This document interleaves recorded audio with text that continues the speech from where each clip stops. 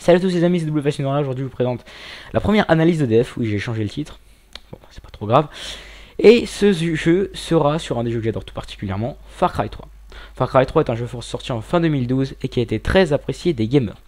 Pourquoi? Car c'est un FPS déjà et qu'il peut très bien être joué en solo comme en coopération à 4. Donc en coopération à 4 ce sont des missions différentes mais sur à peu près le même paysage que la campagne solo.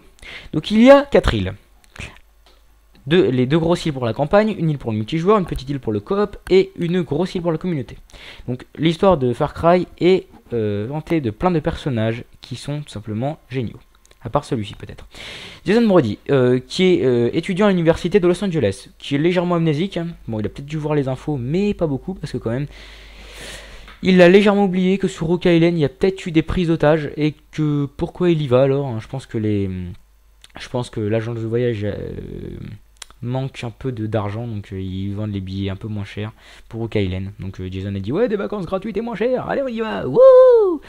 Bon, en bref, donc il y a le grand méchant de l'histoire, Vaz Montenegro, qui est un toxicomane un petit peu cinglé. Parce que, bon bah déjà premièrement, pourquoi c'est quoi cette coupe là? C'est là on dirait la coupe à Sean Paul, merde. Et avec une cicatrice à Harry Potter sur le côté du front qui fait assez classe. Bon, on dirait sa tenue, on dirait juste un catcheur mexicain. Bon, ses armes assez utilisées sont le pistolet et le couteau. Bon, comme je vous ai dit, il est légèrement fou parce que déjà il gueule sur ses otages alors qu'ils ils peuvent pas parler parce qu'ils ont un foulard autour de la bouche, donc comment ils peuvent parler, et il leur gueule dessus. Mais bon. Bon, Vaz est légèrement fou, donc c'est pour ça qu'il ne peut pas vraiment voir que quelqu'un en fait le manipule pour que cette dernière personne ait plus de pouvoir sur l'île Rock Island. Enfin sur Rock Island, parce que l'île Rock Island ça se dit pas. Cette dernière personne est légèrement un peu psychopathe aussi, et cette dernière personne est au nom de Hoyt Volker. Hoyt Volker est un milliardaire qui a été, qui est un contrebandier de drogue, enfin d'esclaves plutôt, colombien, et qui est allé sur Rock Island. Bon, moi je dis que c'est un mélange entre un dealer toxicomane shooté à la cocaïne et Al Capone, parce qu'il se prend, sans déconner, pour un parano mafia, mais au bout d'un moment, spoil, vous venez déguiser un de ces mercenaires devant lui, il voit même pas que c'est vous, alors qu'il voit, il voit votre tête partout. Bon, il est légèrement débile, soit il est débile, soit il est aveugle, mais bon, il est un peu comme Vaz. Bon, ensuite nous avons une personnage, qui est limite ma personnage préféré après Vaz, parce que j'ai dit bien ma préférée, parce que c'est une femme. Oui, cette dernière, c'est Citra Talugmai. Citra Talugmai est la chef des Rakyat. Et aussi celle qui met la rébellion contre Vaz. Pour reprendre le pouvoir de l'île et la liberté. Et bon, en bref. Et donc Vaz, excusez-moi, Citra est une allumeuse. C'est une vraie allumeuse. Ouais. Parce qu'au bout d'un moment, quand elle voit Jason pour la première fois, elle se met à danser autour de lui comme une vraie stripteaseuse en manque. Au bout d'un moment, Jason se réveille d'un rêve dont je vais vous parler à la fin de la vidéo. Et Citra danse sur lui à moitié nu. Et elle prend les mains de Jason et elle met sur ses seins. Normal.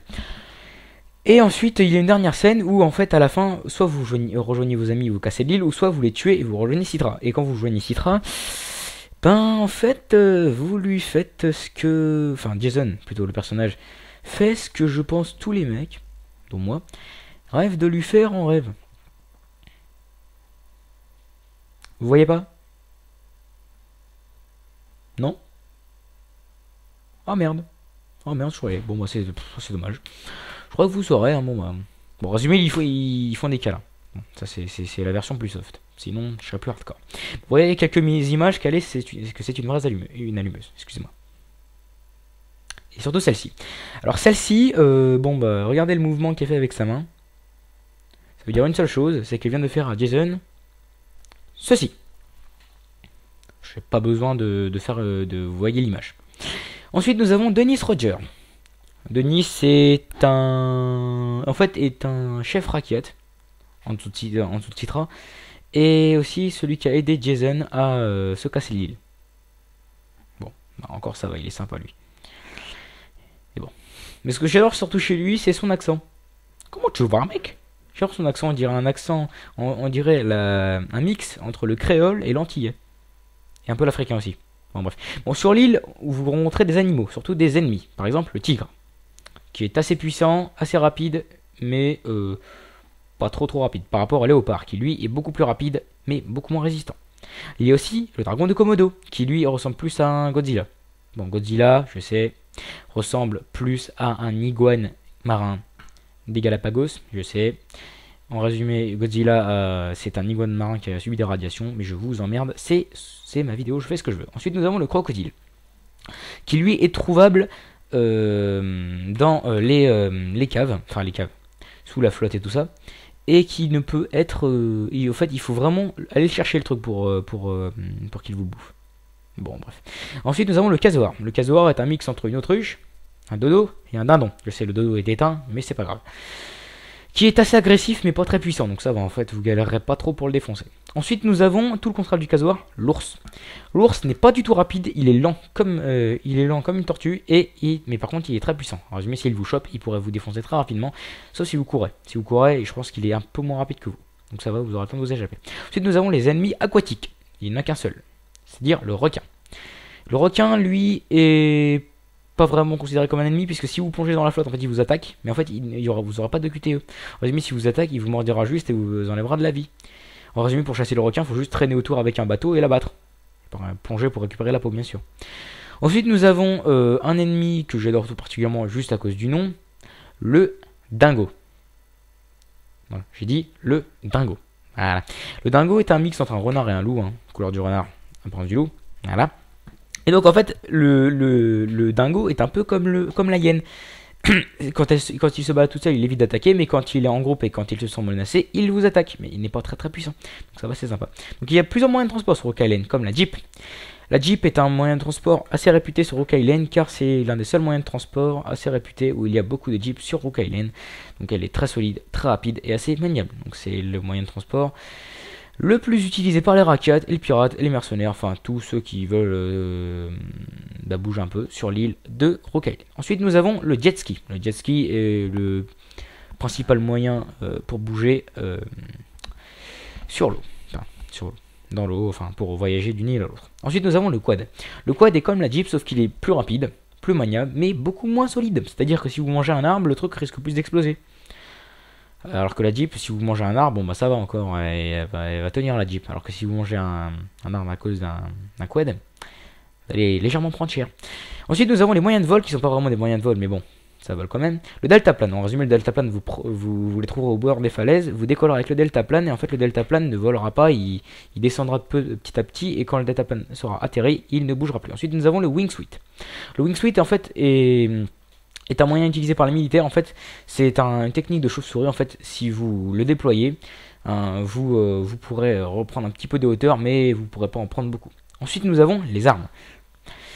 Les armes, il y a plusieurs types d'armes. Il y a le fusil d'assaut, les mitraillettes, les fusils mitrailleurs, les pistolets, les lanceurs, les armes spéciales, les armes signature. Les armes spéciales sont des armes comme par exemple l'outil de réparation et le lanceur de fusée. Les armes signature sont en fait des armes qui ont deux accessoires, parce que quand vous prenez une arme, vous pouvez mettre un accessoire dessus, bien sûr payant. Mais ce dernier, en fait, vous ne pourrez pas en mettre deux, alors que les armes signature, si. En résumé, les lanceurs, c'est soit des lance-patates, soit des lance-flammes, soit des lance-roquettes. Ensuite, j'ai des armes, il y a des armes que je voudrais bien vous parler. Par exemple, il y a le FAMAS, une arme tout à fait française, uniquement même, je dirais. Et bon, c'est plus une arme furtive, excusez-moi de l'accent. Si vous mettez un silencieux au bout, en fait, vu que ça tire 3 balles, vous pourrez abattre un ennemi en une seule rafale. Parce que si c'est une arme, si vous l'utilisez en mode bourrin, ça va pas le faire. Enfin, c'est moins utile. Voilà quoi. Donc en résumé, la furtivité avec cette arme, c'est meilleur. Ensuite, nous avons le Space 12. J'ai l'impression de l'avoir déjà vu dans un jeu celui-là. Le Space 12 est un fusil à pompe assez utile, car en fait, il peut tirer 8 balles à la suite. Mais il faut appuyer plusieurs fois sur le bouton, mais sans faire le fameux... Résumé, le pompage du fusil à pompe. Ensuite, nous avons l'AK-47. L'AK-47 est l'arme la plus utilisée, enfin la plus vue dans les jeux et films américains. Car c'est une arme assez célèbre. Et aussi, dans Far Cry, c'est l'arme principale des pirates. En résumé, si vous avez un camp de pirates, vous ne pouvez pas croiser un seul camp sans au minimum un seul AK-47 sur un des pirates. Ensuite, nous avons l'arme que j'adore le plus dans Far Cry, c'est le lance-flamme. Ça, c'est lance-flamme version militaire, mais le lance-flamme version Far Cry, il y a un peu aussi version nazie, c'est ça. En résumé, c'est un peu un RPG, sauf qu'en fait la roquette, elle se tire pas toute seule. En résumé, faut prendre.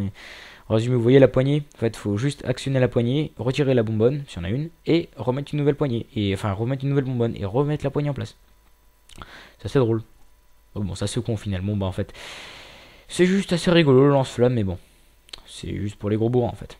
Ensuite, nous avons les différentes techniques pour prendre une base pirate, comme le ninja. En résumé, vous incrustez dans la base, vous butez un par un les pirates et vous cassez tranquillement. Ensuite, nous avons la méthode du gros bourrin. La méthode du gros bourrin, en fait, vous incrustez dans une base avec une jeep et vous défoncez tout le monde au fusil mitrailleur. Enfin, avec une arme où il y a beaucoup de munitions, en général, elle est trop puissante.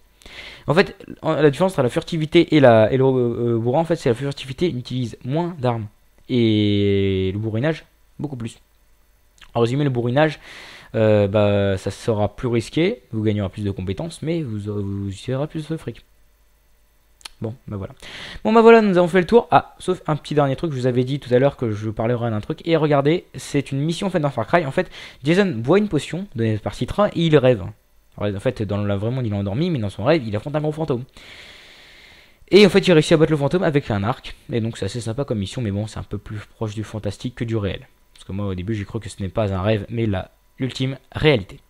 Donc, c'est là que Jason va se réveiller, tout penaud, avec Citra sur lui. Bon, voilà, donc j'ai fait un peu le tour. Donc, je vous mets un petit best-of des images un peu hautes de Citra. Donc je vous dis à la prochaine pour un nouveau test, enfin pour une nouvelle analyse de jeu de ma part. Donc je vous dis à plus, salut!